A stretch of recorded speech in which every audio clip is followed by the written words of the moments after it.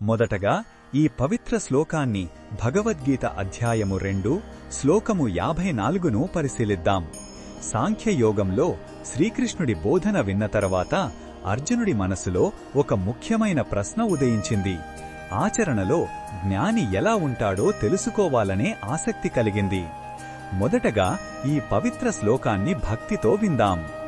అర్జున ఉవాచ స్థితప్రజ్ఞస్య కా భాషా సమాధిస్థస్య కేశవ స్థితధీః కిం ప్రభాషేత కిమాసీత వ్రజేత కిం. ఈ శ్లోకం అర్థమేమిటంటే అర్జునుడు శ్రీకృష్ణుడిని ఇలా అడుగుతున్నాడు: ఓ కేశవ, స్థిరమైన ప్రజ్ఞగల వ్యక్తి లక్షణాలు ఏమిటి?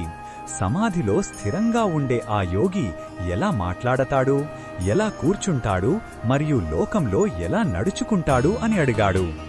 ఈ శ్లోకంలో ఉన్న భావం ఒక శిష్యుని నిజాయితీతో కూడిన జిజ్ఞాస. సిద్ధాంతాన్ని ఆచరణలో ఎలా గుర్తించాలో తెలుసుకోవాలనే తీవ్రమైన కోరిక ఇది. జ్ఞానం మాటల్లో కాదు, చేతల్లో కూడా కనిపించాలని అర్జునుడు భావిస్తున్నాడు. ఈ ప్రశ్న ఆధ్యాత్మిక మార్గంలో ఉన్న ప్రతి ఒక్కరిది.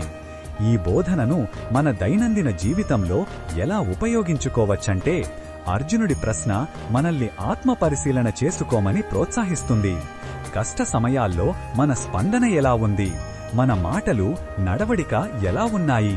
మన ప్రవర్తనను గమనించుకోవడానికి, మెరుగుపరుచుకోవడానికి ఈ ప్రశ్న ఒక చక్కని ఆధారం. మరిన్ని భగవద్గీత శ్లోకాల అర్థాన్ని తెలుసుకోవాలంటే మా తదుపరి వీడియోలను తప్పకుండా చూడండి.